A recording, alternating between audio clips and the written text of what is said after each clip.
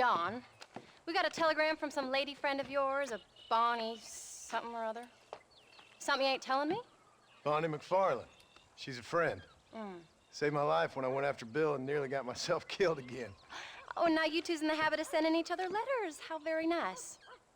It weren't nothing like that. What's it say? I don't know. I can't... Well, you know I can't read. Give it here.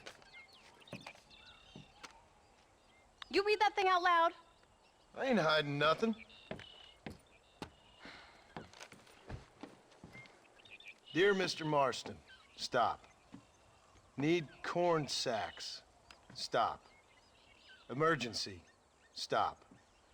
Weevils and moths ate entire county supply. Stop. Can you help? Not exactly the most romantic request now, is it? I guess not. She saved your life, you say? Yes, ma'am. Well, then you're gonna have to help her and her family out. We've got a plentiful supply of corn sacks over near the silo. About the one thing Uncle didn't manage to have stolen while we was gone. Okay. Hurry back, John. And John, what's she like? You know. A little bit like you, I guess. She's a woman in a man's world.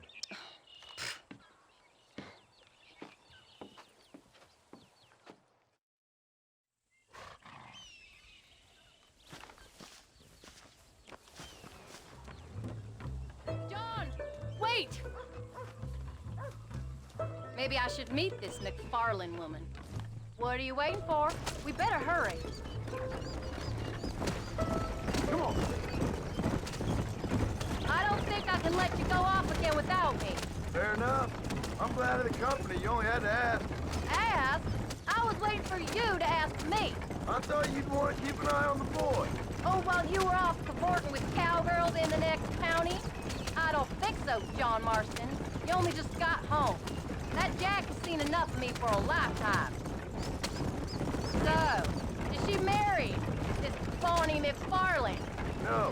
What does she look like? I don't know. Pretty normal, I suppose. Normal? What? Normal like me? No. Normal as in 2 eyes, mouth, nose, that kind of normal. Besides, ain't no woman fine as you. A little flattery. Now we're finally getting somewhere. If you find yourself in a hole, the first thing to do is stop digging. Another pearl of wisdom from John Marston. I sure do miss those. I never took you for the jealous type, Abigail. I ain't jealous so much as curious.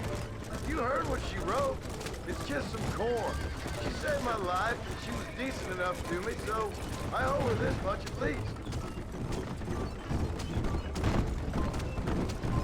How did she save your life anyway? She found me half dead on the side of the road and took me to the doctor. Most folks would have left me there. Half dead from what? Bill didn't take so kindly to me visiting unannounced. Bill never did like surprises. How was he? Same as he was when we left. Angry and dumb. Taking his revenge out on the world. People down there was really scared of him. Of Bill? You gotta be kidding me. He was only frightening if he was afraid of dumb fools. Bill weren't so bad, but Dutch went crazy. Bill took it hard. For a while, we all thought we'd found something right. A better way to live, but it was just a lie. So you saw it before they did. Maybe. But there was still kind of a family. A family that left you for dead. You knew the truth, John, and they hated you for it. Where did they take you? Who? Those government bastards. Where did they hold you and Jack? I ain't sure. They kept their eyes covered there and back. Can't have been too far from here, though. They treat you right? It ain't the first time I've had a gun to my head, John. You're forgetting your marriage proposal. Very fun. No, they learned pretty quick what would happen if they laid a finger on me. Sons of bitches. It wasn't them or being there. I didn't care about that. I've been in far worse situations. It was the wait. I didn't know if you was coming back.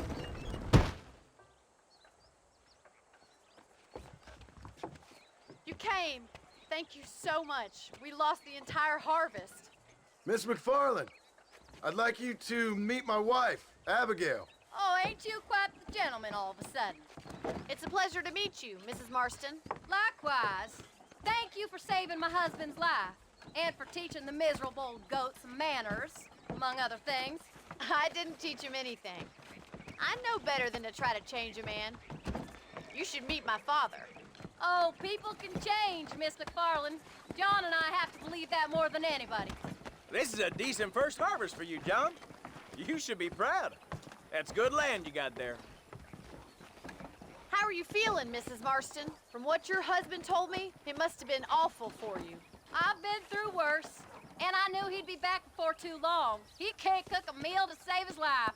Abigail, in my darkest hours, when I was most homesick, just the thought of one of your rat meat stews kept me pushing forward. Well, about as amusing as a weeping saddle sore, ain't he, Miss McFarland? If you're gonna start yammering about women's work, John, I'd say you might be in the wrong company. I'd say so, too. I never felt so outnumbered.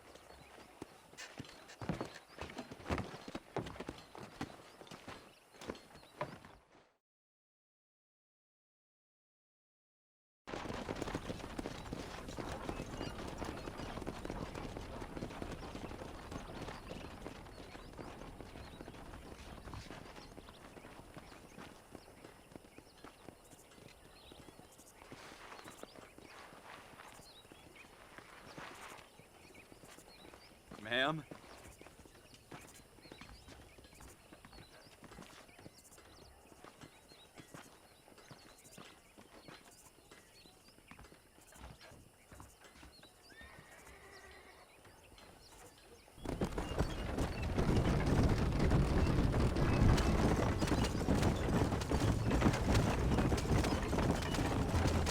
So that was the famous Bonnie.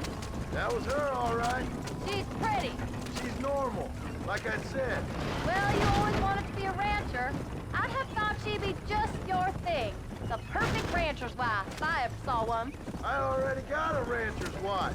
I'm only teasing. I like her, and I'm glad she saved your life. Most of the time, anyway. The McFarlands are good people.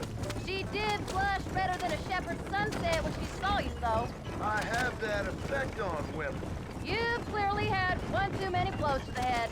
You ain't wrong about that, Mrs. Marston. That's quite a ranch they got there. That'll be us someday. As soon as we get back on our feet. I don't know, John. How many times can we start again? An outlaw and a working girl. We ain't exactly farmers. We are now. Forget that life. It's over. Do you really believe that? We have to. It's the only way we'll ever have a future. The life we led, that doesn't go away. It's never over. You think those government men are just gonna leave us alone now? The old gang's dead. I did what they asked. And that's it? A life tried, forgiven? We're back together, ain't we?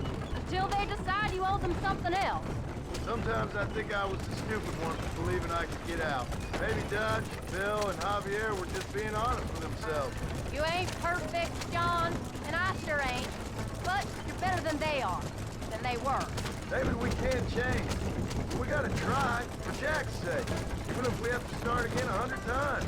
Better than going back to what we were.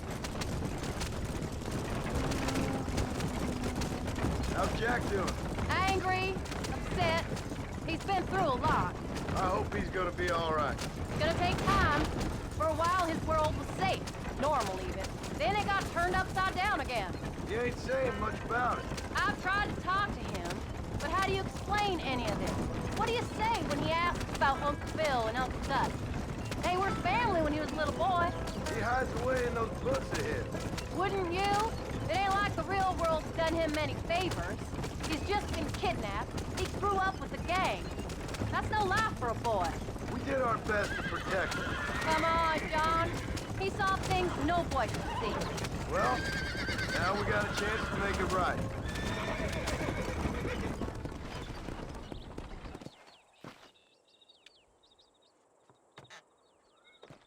We did good today, John. I guess I better go fix us something to eat.